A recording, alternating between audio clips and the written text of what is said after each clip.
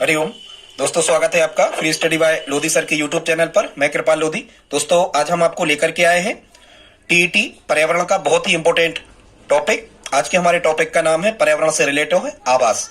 दोस्तों, एक बात आपको बता दें, आप किसी प्रकार के कॉम्पिटिटिव एग्जाम की तैयारी यदि कर रहे हैं और खासकर यदि वो शिक्षक भर्ती परीक्षा से रिलेटेड है, किसी भी राज्य का टीईटी शिक्षक भर्ती एग्जाम है, तो आज का वीडियो आपके लिए बहुत ही उपयोगी होने वाला है। दोस्तों, एक अपील है, यदि आप हमारे चैनल पर पहली बार विजिट कर रहे हैं तो प्लीज हमारे चैनल को सब्सक्राइब कर लें, साथ में बेल आइकन पर क्लिक करें ताकि सबसे पहले नोटिफिकेशन आपको मिलता रहे। दोस्तों, हम इसी प्रकार के मैथ्स, रीजनिंग, जीके, साइंस, शिक्षक भर्ती परीक्षा से रिलेटेड वीडियोस को अपलोड करते रहते हैं। आप हमारी प्लेलिस्ट में जाकर के देख सकते हैं। तो बगैर देर किए हुए स्टूडेंट्स, आइए प्रारंभ करते हैं आज का टॉपिक। तो आज का हमारा टॉपिक है पर्यावरण में आवास। बगैर देर किए हुए स्टूडेंट्स, सबसे पहले हम समझते हैं आवास क्या कहलाता है। तो आवास, या फिर सबसे पहले ये जान लेते हैं कि आवास जो शब्द है, इस शब्द का उपयोग सबसे पहले करने वाले व्यक्ति का क्या नाम था। तो आवास शब्द का जो जनक है, या आवास शब्द का सबसे पहले उपयोग करने वाले व्यक्ति का नाम था ग्रीनएल्स। क्या नाम था स्टूडेंट्स? ग्रीनएल्स। फिर से याद कर लेना, ग्रीनएल्स ने ही सबसे पहले आवास शब्द का उपयोग किया। आवास शब्द का सामान्य अर्थ होता है रहने का स्थान। वैसे स्टूडेंट्स, यदि हम आवास को परिभाषित करें तो क्या हम कह सकते हैं, तो आवास की परिभाषा हम दे सकते हैं कि किसी जीव जंतु या पौधे के रहने का ऐसा स्थान जो उसे वृद्धि, जीवन यापन, प्रजनन, भोजन, आवास, आश्रय, अनुकूलन और जलवायु के विरुद्ध उसकी सुरक्षा, जंगली जानवरों से सुरक्षा प्रदान करता है। ऐसे स्थान को हम क्या कहते हैं? आवास कहते हैं। आई होप आप समझ सकते हो। ठीक है, आवास से प्रश्न आएगा तो इतना ही उसमें होने वाला है। आगे स्टूडेंट्स, 3 परिभाषाएं हैं, यहां से प्रश्न आती है आवास के, तो इसको देख लेते हैं। सबसे पहले तो ऑक्सफोर्ड डिक्शनरी के अनुसार वह भवन संरचना जिसमें निवास किया जाए। ठीक है, वह भवन संरचना जिसमें निवास किया जाए आवास कहलाती है। अब आप इसको कैसे याद रखोगे? ठीक है, ऐसे करके आप याद रख लेना कि जो फोर्ड ट्रैक्टर होते हैं या फोर्ड की जो कारें होती हैं, उनकी संरचना कुछ अलग होती है। इस टाइप से आप याद रख लेना। ठीक है, या आपके निवास स्थान पर एक फोर्ड का ट्रैक्टर या फोर्ड की गाड़ी रखी हुई है। दूसरी परिभाषा है आर.एस. देशपांडे के अनुसार आवास मानव समूह के लिए शरण स्थल है जिसमें दीवारें, फर्श, दरवाजे, खिड़कियां, छत आदि होते हैं। ठीक है स्टूडेंट्स, अब आप इसको कैसे याद रखोगे? तो इस प्रकार से याद रखना कि एक तो यहां लिखा है क्या, देश, और यहां पर लिखा हुआ है मानव समूह। तो देश से मानव समूह को जोड़ लेना, क्योंकि ये कोटेशन जो कहते हैं आते हैं स्टूडेंट्स, ये कोटेशन बदलते नहीं है। तो देश में क्या होता है? देश में मानव समूह ही तो होते हैं, बहुत सारे मानवों के समूह को ही देश कह सकते हैं। इस टाइप से आप इसको याद कर सकते हो। किसमें मानव समूह शब्द आएगा तो ये आर.एस. देशपांडे की परिभाषा हो जाएगी। स्टूडेंट्स, अगली जो परिभाषा है ये है उमा बर्नार्ड सेट के अनुसार। उमा बर्नार्ड सेट के अनुसार, उनके अनुसार क्या है, वास्तव में जिस स्थान में पारिवारिक जीवन का वातावरण पाया जाता है उसे घर कहते हैं, जिसका सार रूप पारिवारिक जीवन में व्यक्तिगत संबंध है। ठीक है स्टूडेंट्स, इनकी जो परिभाषा है उसमें एक शब्द लिखा हुआ है, और वो क्या लिखा हुआ है? घर कहते हैं। ठीक है, तो ऐसा याद रखना कि उमा ने कोई घर बनवाना है जिसमें उसे सेट लगवाना है। ठीक है, चद्दर का टीन सेट आदि उसको लगवाना है। तो ऐसे करके आप इसको याद रख सकते हो कि ये जो घर कहा जाता है वाली परिभाषा है, ये उमा बर्नार्ड सेट की है। आई होप आप इतना समझ गए होंगे स्टूडेंट्स। आगे देखते हैं, आवास की आवश्यकता क्यों होती है। स्टूडेंट्स, ये आप खुद से ही समझ सकते हो कि हमें आवास की आवश्यकता क्यों होती है। तो हमें एकांत में रहने के लिए रोज, ठीक है, एकांत में रहने के लिए आवास की आवश्यकता क्यों होती है? सुरक्षित स्थान पर प्रत्येक व्यक्ति निवास करना चाहता है। सर्दी, गर्मी, तूफान आदि प्राकृतिक आपदाओं से बचना चाहता है। मनुष्य एक जगह स्थिर रहना चाहता है। ठीक है, उसमें क्रियाशीलता की भावना होती है। वह आर्थिक क्रियाएं करना चाहता है। जंगली जानवरों से उसकी रक्षा होती है। इस टाइप से बहुत सारी बातें हैं। इस कारण से हमें आवास की आवश्यकता होती है। आप खुद से समझ जाओगे यदि यहां से प्रश्न आएगा कि आवास की आवश्यकता हमें क्यों होती है। अब हम देखते हैं स्टूडेंट्स अच्छे आवास की विशेषताएं, कि यहां से प्रश्न कैसा आएगा कि अच्छे आवास में क्या क्या विशेषताएं होती हैं, या कौन सी विशेषता अच्छे आवास की है या नहीं है। इस टाइप से तो अच्छे आवास में एकांतता होती है, रोशनी व हवा का अच्छा प्रबंध होता है, सुरक्षा होती है, धुआं निकलने की व्यवस्था होती है, गंदे पानी, मलमूत्र आदि की निकासी की व्यवस्था होती है, उद्यान युक्त होता है, मतलब बगीचा वहां कुछ लगा होना चाहिए, घनी बस्ती से दूर होना चाहिए, मकान जीवन रक्षक होना चाहिए, आरामदायक होना चाहिए। ठीक है। विलासितापूर्ण वस्तुओं का संग्रह उसमें होना चाहिए, जैसे टीवी, फ्रिज, एसी वगैरह, ठीक है, ये कह रहे हैं। व्यवसाय की नजदीकी, जहां भी आप कोई व्यवसाय कर रहे हैं, कोई भी काम जहां पर आप कर रहे हैं उसकी नजदीकी, उस घर की वहां पर होना चाहिए, वो पास में ही व्यवसाय आपका होना चाहिए। शौचालय होना चाहिए, स्वच्छ होना चाहिए घर, और खुला स्थान होना चाहिए, आदि आदि। यहां से आप तय कर लोगे। यहां से प्रश्न स्टूडेंट्स कैसा बनेगा कि निम्न में अच्छे आवास की विशेषता कौन सी नहीं है, इस टाइप का प्रश्न यहां से बनने वाला है।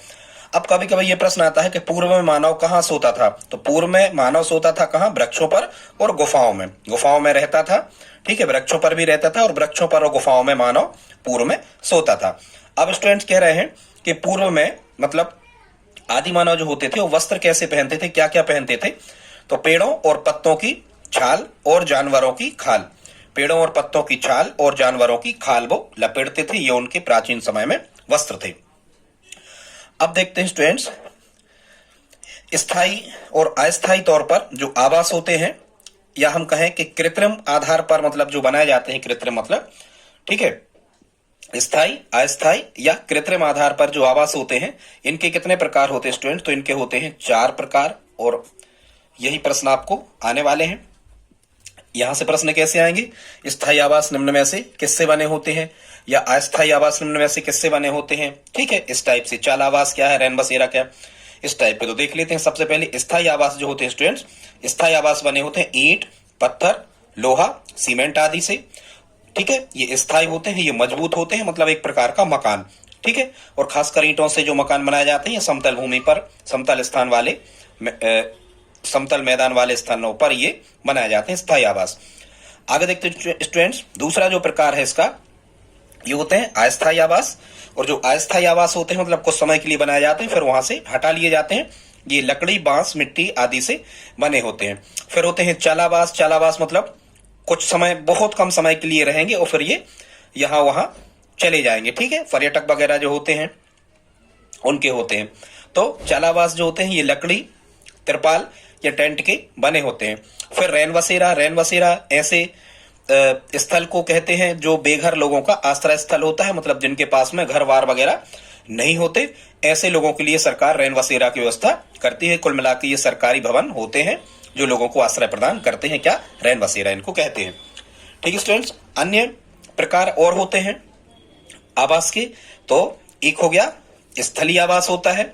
स्थलीय आवास का मतलब होता है स्थल पर रहने वाले जो व्यक्ति हैं या जो जानवर हैं उनको कहते हैं अपन की वो स्थलीय आवास में रह रहे हैं। जैसे, ठीक है, कुछ भी आपसे कह दिया जाए, जैसे ऊंट कह दिया जाए या मानव कह दिया जाए, ठीक है, आप खुद से समझ जाओगे, हाथी कह दिया जाए, गैंडा हाथी, इस टाइप से।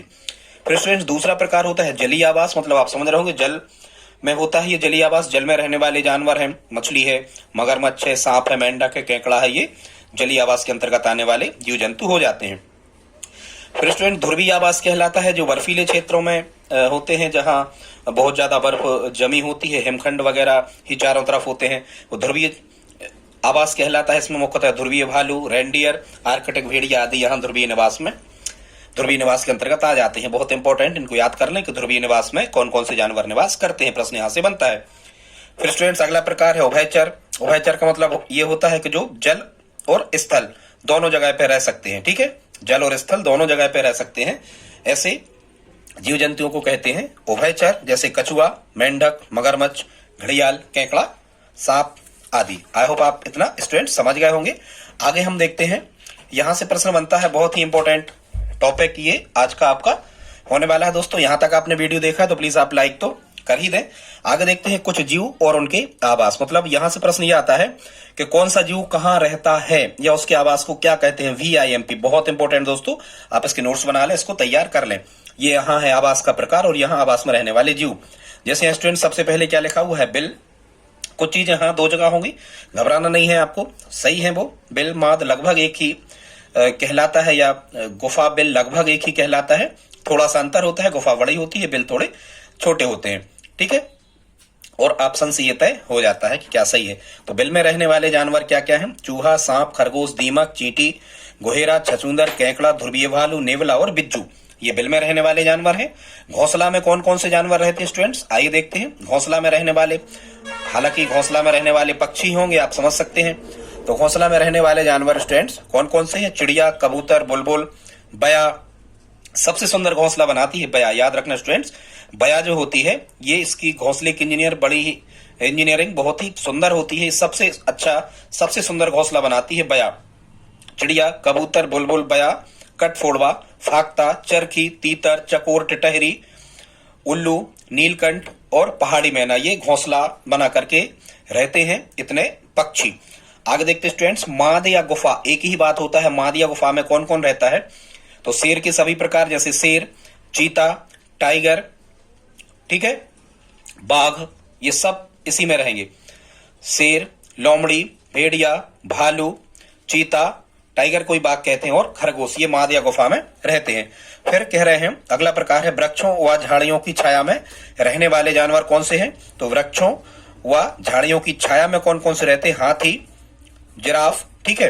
हालांकि हिरण भी रहता है वृक्षों झाड़ियों की छाया में, पर कभी यहां से प्रश्न ऐसा आया था कि निम्न में से घास के मैदान में कौन रहता है? तो वहां हिरण सही था, मतलब हिरण घास के मैदान में भी रहता है, ये बात भी सही है, और वृक्षों झाड़ियों की छाया में भी रहता है, ये बात भी सही है। फिर स्टूडेंट देखते हैं केनल।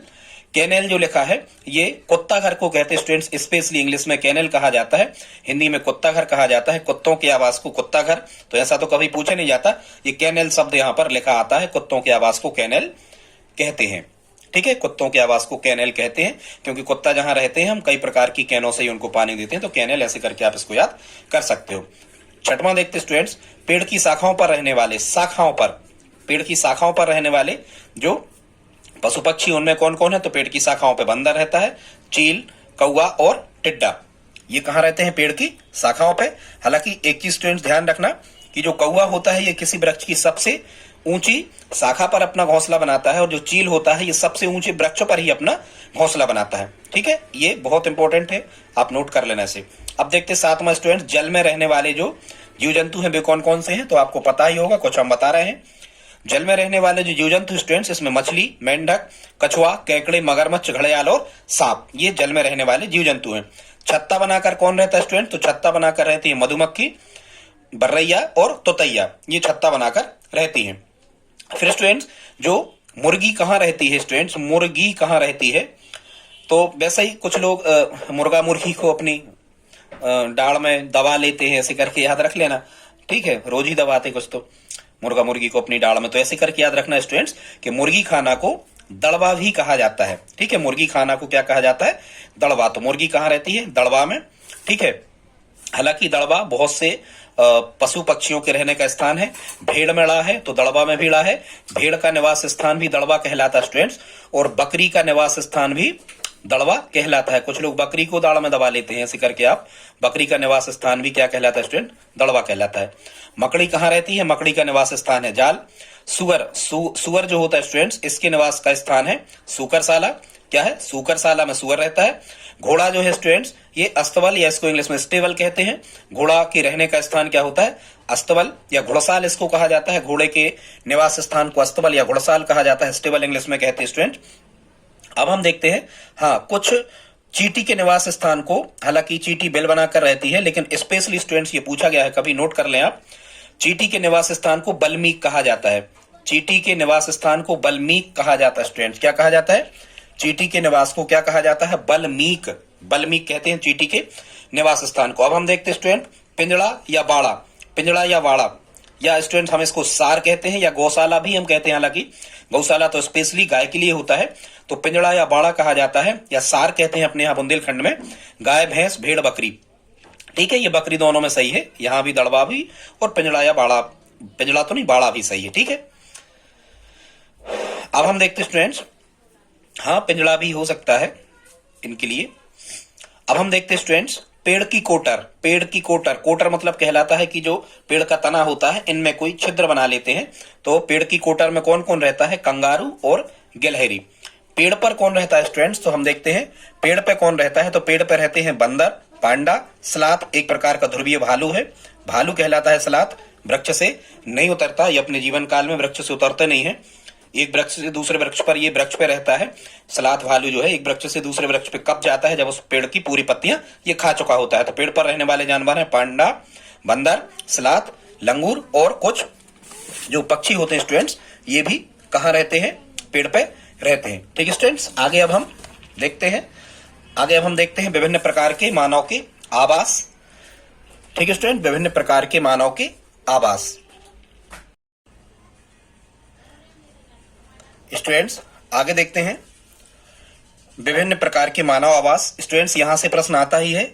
यहां से प्रश्न कैसा आता है कि जो आवास है इसकी विशेषताएं पूछी जाती हैं, और फिर प्रश्न ऐसा आता है कि ये जो आवास है ये मुख्यतः किस स्थान का है या किस प्रदेश में इस प्रकार के आवास पाए जाते हैं। सबसे पहले देखते स्टूडेंट्स हाउस बोट। आप हाउस बोट शब्द जैसे यहाँ पर लिखा हुआ होता है तो आप एक आकृति ध्यान में रखें, हम आपको बता नहीं पा रहा है, ये टेक्निक वगैरह हमसे ज्यादा कुछ आती नहीं है। हाउस बोट मतलब ऐसे आप दिमाग में रखना एक चीज कि मान के चलो कोई पानी झील में भरा हुआ है या नदी में पानी भरा हुआ है और उसमें एक बोट चल रही है या बोट रखी हुई है, मतलब एक नाव रखी हुई है और उस नाव में ही घर जैसी आकृति बनी हुई है, मतलब कमरे वगैरह अलग अलग बने हुए हैं, पर्यटक वगैरह या वहां के स्थानीय लोग उनमें रह सकते हैं। ऐसे स्थान को हाउस बोट कहा जाता है। अब ये जो हाउस बोट होती है ये लकड़ी से बनी होती है, लकड़ी से निर्मित होती है। ये हमेशा पानी के ऊपर तैरती रहती है, मतलब पानी में ही हाउस बोट ये रहती है। खासकर हाउस बोट में रुकता कौन है? तो खासकर हाउस बोट में पर्यटक लोग रुकते हैं जो विदेशों से अपने यहाँ भारत में आते हैं। और ये हाउस बोट कहाँ पाई जाती है? अब आप दिमाग लगा सकते हो कि जहां ज्यादा झीलें वगैरह पाई जाती होंगी वहीं हाउस बोट का काम होगा। तो हाउस बोट स्टूडेंट्स मुख्यतः कहाँ पाई जाती है? ये कश्मीर और केरल राज्यों में हाउस बोट मिलती है। हाउस बोट की जो लंबाई होती है 80 फीट तक की होती है और चौड़ाई 8 से 9 फीट तक की होती है। इस हाउस बोट पर लकड़ी की सुंदर नक्काशी की गई होती है, मतलब जो वो लकड़ी होती है उस लकड़ी पर सुंदर सुंदर डिजाइन बनाई गई होती है। इन डिजाइनों को खत्म बंद कहा जाता है। स्टूडेंट फिर से सुन लेना कि हाउस बोट की लकड़ी पर जो सुंदर सुंदर डिजाइन या नक्काशी बनाई गई होती है इस डिजाइन को खत्म बंद कहा जाता है। आई होप आप समझ गए होंगे। हाउस बोट से स्टूडेंट्स यदि प्रश्न बनते हैं तो इतने ही बनते हैं, ये हमारी गारंटी है। आगे देखते हैं स्टूडेंट्स, बिल्कुल हाउस बोट की तरह ही डोंगे, क्या शब्द लिखा हुआ है? डोंगे। ये भी बिल्कुल हाउस बोट की तरह ही किसी प्रकार की एक नाव पर लकड़ी के बने घर होते हैं, इनको डोंगे कहा जाता है। फिर से सुन लेना, ये बोट की तरह ही लकड़ी के बने घर होते हैं जो पानी में तैरते रहते हैं, इनको डोंगे कहा जाता है। अब देखते हैं इनकी विशेषता, ये लकड़ी के बने होते हैं, पानी में हमेशा तैरते रहते हैं। मुख्यतः स्टूडेंट जो डोंगे होते हैं ये जम्मू कश्मीर और केरल इन दो राज्यों में पाए जाते हैं। ध्यान से सुनना, हाउस बोट भी जम्मू कश्मीर और केरल और डोंगे भी जम्मू कश्मीर और केरल में पाए जाते हैं। मुख्यतः जम्मू कश्मीर में श्रीनगर की डल झील और झेलम नदी में इनको देखा जा सकता है। या इन डोंगों में पर्यटक भी निवास करते हैं स्टूडेंट्स, और इन डोंगों में स्थानीय लोग होते हैं वहां के, ये भी इनमें निवास करते हैं, उन पर ये रहते हैं। इनमें भी हाउस बोट की तरह इनमें भी अलग अलग कमरे बने होते हैं। अब देखते स्टूडेंट्स, आई होप आप डोंगे के बारे में समझ गए होंगे। आप इनको लिखते जाएं, यहां से इनकी विशेषताएं ही आपसे पूछी जाना है। अब देखते स्टूडेंट्स रेबो। रेबो क्या कहलाता है स्टूडेंट्स? तो लद्दाख में जो चांगपा जनजाति होती है, स्टूडेंट फिर से सुन लेना, रेबो लद्दाख की जो चांगपा जनजाति होती है इस जनजाति के अस्थायी टेंटों को रेबो कहा जाता है। ये जो टेंट होते हैं ये तिकोने होते हैं, 3 खूंट वाले होते हैं। ठीक है, ये टेंट लोग कैसे बनाते हैं चांगपा लोग? तो चांगपा लोग इन टेंटों को बनाने के लिए याक एक जानवर होता है, याक के बालों से बुनाई करके, जो चांगपा होते हैं स्टूडेंट्स ये याक के बालों से बुनाई करके चांगपा पट्टियों से इन टेंटों को बनाते हैं। ठीक है स्टूडेंट्स, एक शब्द और यहाँ पर लिखा हुआ है और ये आपकी एनसीईआरटी की पुस्तकों में ये सभी हैं, हमने वहीं से इनका कलेक्शन किया है। स्टूडेंट्स ये जो चांगपा लेखा शब्द यहाँ पर लिखा हुआ है, जैसे अपन जानवरों को कहाँ रखते हैं अपने यहाँ, गाय भैंस बैल को अपन सार में रखते हैं या बाड़े में रखते हैं, तो यहाँ स्टूडेंट्स जो चांगपा जनजाति के लोग होते हैं लद्दाख में, ये अपने पशुओं को कहाँ रखते हैं, या लद्दाख में चांगपा जनजाति के लोगों के पशुओं को रखने का स्थान कहलाता है चांगपा लेखा। ठीक है, चांगपा लेखा मतलब पशु रखने का स्थान, चांगपा जनजातियों का चांगपा लेखा। आई होप आप समझ गए होंगे। आगे देखते स्टूडेंट, चौथा निवास स्थान का नाम है अर्स। अर्स क्या कहलाता है? भारत में नीलगिरी की पहाड़ियों में निवास करने वाले आदिम जाति के लंबे ढोल आकार के घर। ठीक है, ऐसे याद रखना, अर्स फर्श। जब हम ढोलक कोई व्यक्ति बजाता है तो कहां बजाता है? ठीक है, फर्श पे ही बजाता है, तो फर्श से अर्श आपको याद आ जाएगा। तो अर्श क्या कहलाता है? भारत में नीलगिरी की पहाड़ियों में निवास करने वाले आदिम जाति के लंबे ढोल आकृति के घरों को अर्श कहते हैं। बस इतना ही पर्याप्त है, इसमें इतना ही एनसीईआरटी में दिया हुआ है, पर्याप्त है। फिर स्टूडेंट 5 नंबर पे 5 नंबर पे क्या लिखा हुआ है? 5 नंबर पे लिखा हुआ है मड। वैसे ही मड माने होता है कीचड़, ठीक है, मड गार्ड, कीचड़ से रक्षा करने वाले, ऐसे आप याद रख सकते हो। मड, मड यानी क्या होता है स्टूडेंट्स? तो मड का मतलब क्या होता है? कीचड़। तो ये आपको याद रखना है। मड जो है स्टूडेंट्स, ये राजस्थान में गीली मिट्टी के घर होते हैं। राजस्थान में गीली मिट्टी के घर होते हैं। यहाँ पर जो छत होती है ये ढलानदार होती है। पानी एकत्रित करने के लिए इन घरों में आंगन में गड्ढा खोदा जाता है, ठीक है। और मुख्यतः इनकी जो छतें होती हैं ये कटीली झाड़ियों से बनाई जाती हैं। इन ऐसे स्थानों को क्या कहा जाता है? मड, ठीक है। ऐसे याद रखना, हालांकि उल्टा ही है, ये राजस्थान वैसे तो बारिश होती नहीं है, पर मड मतलब कीचड़ वहां होता है, ऐसे करके आप इसको याद रख लेना। फिर देखते स्टूडेंट 6 नंबर पे लिखा है इग्लू। ये सब एनसीईआरटी की पुस्तकों में आपका दिया हुआ है। इग्लू क्या कहलाता है? तो जो टुंड्रा प्रदेश होते हैं उत्तरी अमेरिका में, यहाँ एग्जिमो जनजाति के जो लोग हैं ये जिन घरों में रहते हैं उनको क्या कहा जाता है? इग्लू कहा जाता है, ठीक है स्टूडेंट्स। और ये जो इग्लू होते हैं, ये इग्लू हालांकि ये बर्फ से ही बनाए जाते हैं, पर और भी अन्य वस्तुओं का उपयोग इसमें किया जाता है। देख लेते हैं क्या क्या है। तो बर्फीली क्षेत्रों में बड़े बड़े बर्फ के टुकड़ों को जोड़कर ये घर बनाए जाते हैं, इग्लू, ठीक है, ताकि ठंड से बचा जा सके। इनके अंदर गर्मी अच्छी खासी हो जाती है, बाहर के वातावरण की अपेक्षा तापमान अंदर का बड़ा होता है। ये गुंबद के आकार के होते हैं, गोल होते हैं, गुंबद के आकार के। अपने यहाँ भारत में यदि चर्चा की जाती है उत्तराखंड में बनाए जाते हैं। इनको इंग्लिश में स्नो हाउस भी कहते हैं। इनका जो रास्ता होता है ये सुरंगनुमा होता है, ठीक है। खासकर आर्कटिक क्षेत्र में भी ये बनाए जाते हैं जहां साल भर बर्फ से ढका रहता है क्षेत्र, ठीक है। कनाडा और ग्रीनलैंड में भी ये इग्लू घर बनाए जाते हैं। और ये एक चीज और ध्यान रखना, कनाडा व ग्रीनलैंड की धुले क्षेत्र के लोगों द्वारा भी ये बनाए जाते हैं। धुले क्षेत्र के लोगों द्वारा भी ये घर इग्लू बनाए जाते हैं, ठीक है। एग्जिमो शिकारी भी इनको हम कहते हैं। एग्जिमो शिकारी हमने बताया था ये जनजाति है विशेष प्रकार की उत्तरी अमेरिका की टुंड्रा प्रदेशों में रहने वाली। तो एग्जिमो शिकारियों द्वारा ये घर बनाए जाते हैं। अंदर का तापमान बढ़ाकर रखने में ये घर मदद करते हैं, अंदर से ये गर्म होते हैं। वहां पर एक मछली पाई जाती है, सील मछली की खाल से ये घर बनाए जाते हैं। मतलब सील मछली की खाल का उपयोग भी इन घरों को बनाने में एग्जिमो लोग करते हैं, इग्लू बनाने में। और उसी सील मछली की चर्बी को जलाकर इन घरों में रोशनी करते हैं। हड्डी का भी उपयोग इन घरों को बनाने में किया जाता है, ठीक है स्टूडेंट्स। आई होप आप समझ गए होंगे। आगे देखते हैं कू। ये मध्य प्रदेश से संबंधित है स्टूडेंट्स। कू मध्य प्रदेश की भील जनजाति जो है, मध्य प्रदेश की भील जनजाति के मिट्टी व पत्थरों से दीवारें बनाई जाती हैं इन घरों की, तथा छत खपरेल या घास फूस की बनी होती है। ऐसे घरों को कू कहते हैं, ठीक है। आई होप आप समझ गए होंगे।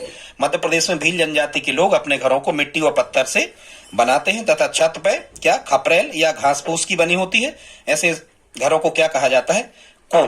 एक चीज और स्टूडेंट्स यहाँ पर लिखा है, यहाँ से प्रश्न आता है, कृत्रिम मछली घर जो आपने देखा होगा दुकानों में, घरों में सजावटी एक कांच के बंद डिब्बे में मछलियां आपको या कुछ अन्य छोटे छोटे से पौधे पानी में रखे हुए कांच के अंदर दिखाई देते हैं, उसको एक्वेरियम कहते हैं स्टूडेंट्स। ये जो पानी होता है एक्वेरियम का, ये ऑक्सीजन रहित होता है, इसमें ऑक्सीजन नहीं होती है, ठीक है स्टूडेंट्स। आगे देखते हैं टपरा या टापरा या डागला। टापरा या डागला स्टूडेंट्स, तो ये टापरा या डागला है, ये राजस्थान के आदिवासियों के आवास को कहा जाता है। वैसे ही आपने देखा होगा राजस्थान के जो लोग होते हैं वो यहाँ से वहां अपन कहते हैं ना, आते जाते रहते हैं, टापते रहते हैं, इसी करके आप इसको याद रख सकते हो। लोगड़िया जो लोग होते हैं वो टापते रहते हैं, यहाँ से वहां से यहाँ, स्थायी निवास नहीं बना कर रहते, ऐसे करके आप इसको याद रख सकते हो, टापरा या डागला। और डागला मतलब जो यहाँ से वहां जाने वाले लोग होते हैं, टापने वाली है। डाग मतलब कुत्ते भी अपने साथ में लिए रहते हैं, ऐसे करके आप याद रख सकते हैं। फिर स्टूडेंट्स अगला देखते हैं झोपा व पड़वा। ये क्या कहलाते हैं? झोपा व पड़वा ये पश्चिमी राजस्थान के ग्रामीण क्षेत्रों के घरों को कहते हैं। पश्चिमी राजस्थान के ग्रामीण क्षेत्रों के घरों को झोपा या पड़वा कहा जाता है। स्टूडेंट्स अगला देखते हैं क्या? मुनसा। उत्तराखंड की भोटिया जनजाति का शीतकालीन आवास कहलाता है मुनसा, तथा इनके ग्रीष्मकालीन आवास को कहते हैं मैत। उत्तराखंड की भोटिया, ठीक है। भोटिया कैसे करके आप याद रखना। नस्सा, यहां क्या लिखा हुआ है? नस्सा। भोटिया, ठीक है। ऐसे करके याद रखना कि इनको तो भूतिया नशा हो गया, ऐसे करके आप इसको जोड़ लेना, ठीक है। इनको भूतिया नशा हो गया, इनकी मौत हो जाएगी, ऐसे करके याद रख लेना, ठीक है। आगे देखते हैं स्टूडेंट्स, फिर कुछ घरों के प्रकार होते हैं बांस के घर। एक तो प्रश्न ये आता है कि बांस के घर कहां पर बनाए जाते हैं, ठीक है। तो हम देखते हैं बांस के जो घर होते हैं स्टूडेंट्स, ये मुख्यतः भारत में कहाँ बनाए जाते हैं, तो मुख्यतः भारत में बनाए जाते हैं बांस के घर असम में। ठीक है, हालांकि बांस भी सबसे ज्यादा असम में ही होता है, इसलिए याद रखना भारत में असम में बनाए जाते हैं बांस के घर। और बांस के घर ये उन क्षेत्रों में बनाए जाते हैं जहां पर वर्षा बहुत अधिक होती है। ठीक है, असम में तो होती यही है। ये उन क्षेत्रों में बनाए जाते हैं बांस के घर जहां पर वर्षा अधिक होती है। इनमें कैसे बनाए जाते हैं कि एक ढांचा तैयार किया जाता है बहुत मजबूत बांसों से, मतलब जमीन से लगभग 10 से 15 फीट ऊंचे बांस पहले जमीन में गड़ाए जाते हैं, फिर उन पर एक ढांचा स्टेज बनाया जाता है और उसके ऊपर ये घर बनाए जाते हैं। ठीक है, असम में बनाए जाते हैं, इनके खंभे बहुत मजबूत होते हैं, बाढ़ आदि आने पर भी इन बांस के घरों को नुकसान नहीं होता है। भारत का प्रथम बंबू पार्क है, मतलब बांसों का पार्क असम में ही बनाया गया है। आई होप इतना डाटा पर्याप्त है। बहुत इंपॉर्टेंट स्टूडेंट्स की भारत में बांस के घर कहाँ बनाए जाते हैं, असम में। भारत का पहला बंबू पार्क असम। कैसे स्थानों पर बांस के घर बनते हैं, जहां पर वर्षा अधिक होती है, नीचे पानी में भरा रहता है और बांसों पर असर नहीं होता। आगे देखते स्टूडेंट्स, बंगाल ओराक या कातो मोराक क्या कहलाता है, तो ध्यान से सुनना कि ये जो बंगाल ओराक वाले घर हैं, ये बंगाल की संथाल जनजाति के निवास स्थान को बंगाल ओराक या कातो मोराक कहा जाता है। अगला 13 नंबर पे है तिपी। रेड इंडियन लोगों द्वारा राकी पर्वत के पूर्वी भागों में चमड़े से बने शंखवाकार मकानों को क्या कहा जाता है, तिपी। ठीक है, आगे देखते हैं बिग बाम। ये विदेशी है। बिग बाम अमेरिकी आदिवासियों के आवास को बिग बाम कहा जाता है। वैसे बाम वगैरह अमेरिका ही सबसे ज्यादा आयात करता है, बनाता है, इस करके आप इसको याद रख लेना। ठीक है स्टूडेंट, 15 नंबर पर देखते हैं क्या लिखा हुआ है, मिट्टी के घर। बहुत इंपॉर्टेंट फैक्ट स्टूडेंट्स, यहां से क्वेश्चन आपको बिल्कुल आता ही है। मिट्टी के घरों से इनकी विशेषता ही आपसे पूछी जाती है, तो देखते हैं क्या विशेषता है इनकी। मिट्टी के जो घर होते हैं ये ऐसे स्थानों पर बनाए जाते हैं, खासकर ग्रामीण क्षेत्रों में बनाए जाते हैं जहां पर गर्मी अधिक होती है। एक विशेषता, मिट्टी क्या करती है, मिट्टी ठंडक लाती है। तो मिट्टी के घर कहाँ बनाए जाते हैं, ऐसे ग्रामीण क्षेत्रों में मिट्टी के घर बनाए जाते हैं जहां पर गर्मी अधिक होती है। खासकर यदि अपने यहाँ पूछा जाता है तो भारत में राजस्थान प्रथम स्थान रखता है। मिट्टी के घर सबसे ज्यादा यहाँ पर ग्रामीण क्षेत्रों में राजस्थान में बने होते हैं। फिर राजस्थान से लगे जो राज्य हैं उत्तर प्रदेश और बिहार में भी मिट्टी के घर पाए जाते हैं।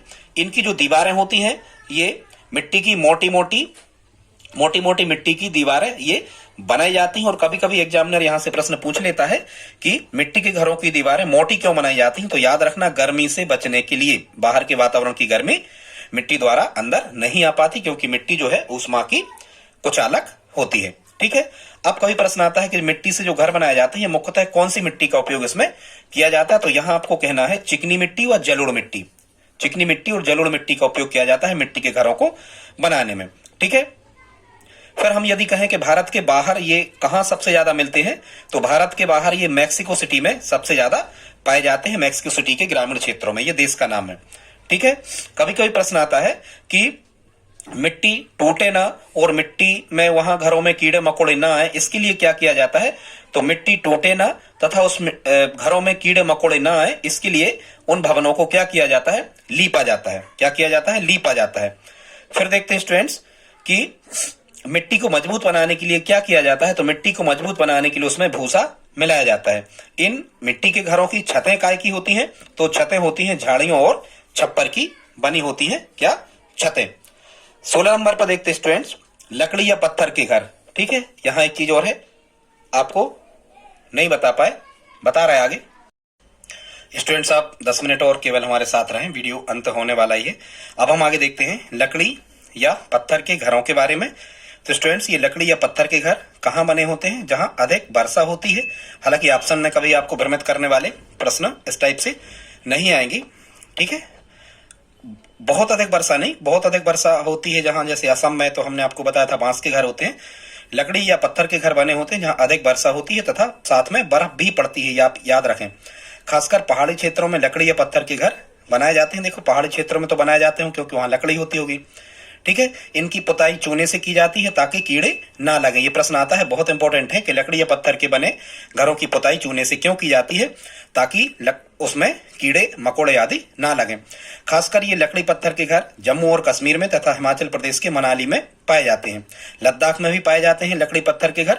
लद्दाख में ये जो लकड़ी और पत्थर के घर बने होते हैं ये 1 या 2 मंजिलों के बने होते हैं। निचले मंजिल पर जानवर रहते हैं, इन पर छतें भी होती हैं फसलों को सुखाने के लिए, और दूसरे मंजिल पर व्यक्ति निवास करते हैं।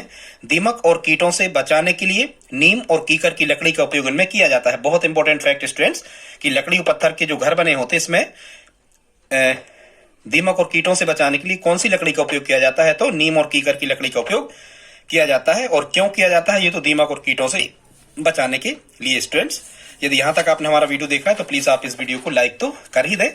आगे देखते हैं स्टूडेंट्स, भारत में ईंटों के घर कहां पाए जाते हैं? ईंटों से घर कहां बने होते हैं? तो भारत में ईंटों के घर मुख्यतः मैदानी क्षेत्रों में बनाए जाते हैं जो समतल होते हैं। टेंट क्या कहलाता है स्टूडेंट्स? ये अस्थायी निवास का प्रकार है। अलग अलग स्थानों पर अलग अलग सामान से टेंट बनाए जाते हैं, कहीं प्लास्टिक से, कहीं कपड़े से, कहीं जानवरों के चमड़े आदि से। ठीक है, ये आप समझ गए होंगे। आगे देखते हैं स्टूडेंट्स, ट्यूपेक वाले मकान क्या कहलाते हैं?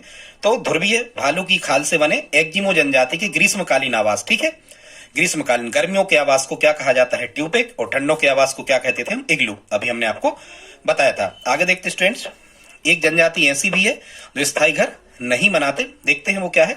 तो पिग्मी जनजाति है। कौन सी स्टूडेंट? पिग्मी जनजाति के लोग अपना स्थायी घर नहीं बनाते, बल्कि अस्थायी झोपड़ियों को वृक्षों पर बनाते हैं। यहां से प्रश्न आता है कि अस्थायी झोपड़ियों को वृक्षों पर कौन सी जनजाति के लोग बनाते हैं? तो पिग्मी जनजाति के लोग जो है ये झोपड़ियों को वृक्षों पर बनाते हैं। और झोपड़ियां कैसी होती हैं? अस्थायी।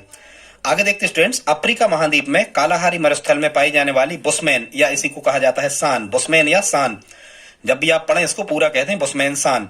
अफ्रीका महाद्वीप में कालाहारी मरुस्थल में पाई जाने वाली जनजाति बुशमैन या सान जनजाति के लोग भी स्थायी निवास नहीं बनाते। ये झोपड़ियों और गुफाओं तथा टेंटों में रहते हैं। ठीक है, एक ये आपको याद रखना है, ये भी स्थायी निवास नहीं बनाते, पिग्मी और बुशमैन सान। ठीक है, फिर स्टूडेंट्स आगे देखते हैं किस्ताऊ। किस्ताऊ ये कजाकिस्तान की जनजाति है। तो किस्ताऊ जो मकान है ये किर्गिज जाति या कजाकिस्तान की जनजाति के लोग जो होते हैं ये घास से बने जो इनके शीतकालीन आवास होते हैं इन्हें किस्ताऊ कहते हैं। और इसी किर्गिज जाति जो है कजाकिस्तान की, इन्हीं के गर्मी के जो आवास होते हैं इनको योर्त कहा जाता है। ठीक है स्टूडेंट्स, कैसे आप इसको याद रखोगे? कोई भी ट्रिक आप जोड़ लेना। गर्मी के आवास को योर्त कहते हैं और शीतकालीन आवास को क्या कहा जाता है? किस्ताऊ कहा जाता है। आगे देखते स्टूडेंट्स, ये बहुत इंपॉर्टेंट फैक्ट है जो हमने यहाँ पर लिखे हुए हैं आवास से रिलेटेड। यहाँ से निश्चित रूप से आपको एक ना एक प्रश्न आना ही होता है हर एक टीईटी के एग्जाम में पर्यावरण से। पत्थर या लकड़ी से बने ढालू छत वाले घर कहाँ बने होते हैं? तो ये मनाली में बने होते हैं। ढालू छत वाले आपने देखा होगा, लकड़ी पत्थर से बने होते हैं ये। आगे देखते हैं मिट्टी के घर जिनकी छतें कटीली झाड़ियों से बनाई जाती हैं, ये राजस्थान में बने होते हैं ऐसे घर। बांस के खम्भों पर घर कहाँ बनाए जाते हैं? तो ये असम में बनाए जाते हैं जहां ज्यादा वर्षा होती है। पत्थर से बने घर जिनकी छतें लकड़ी से बनी होती हैं ये लद्दाख में ही बनाए जाते हैं, पत्थर या लकड़ी से। ठीक है, ढालू छत वाले मनाली में। अंतर ये है, और पत्थर और लकड़ी से बने घर जो होते हैं सामान्यतः ये ढालू छत वाले नहीं होते, ये कहाँ बनाए जाते हैं? लद्दाख में बनाए जाते हैं। अब देखते हैं स्टूडेंट्स, उभयचर जीव क्या कहलाते हैं? ऐसे जीवों को उभयचर कहते हैं, जल थल में दोनों जगह पर रह सकते हैं। मेंढक, कछुआ, सांप, मगरमच्छ, घड़ियाल, केकड़ा, पंचरा और बतख, ये उभयचर जीव हैं।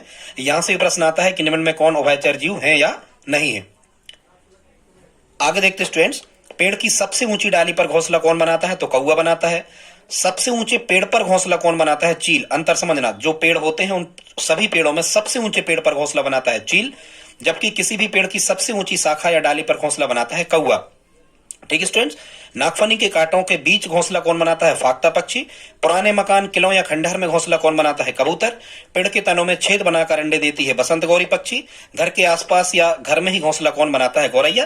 दोस्तों वीडियो पसंद आया तो प्लीज आप लाइक कर दें और प्लीज स्टूडेंट हमारे चैनल को सब्सक्राइब कर लें। और यदि आप हमारी हेल्प करना चाहते हैं तो प्लीज इस वीडियो को अपने दोस्तों के साथ स्टडी ग्रुप में शेयर जरूर करें। मिलते हैं अगली वीडियो में, तब तक के लिए जय हिंद जय भारत।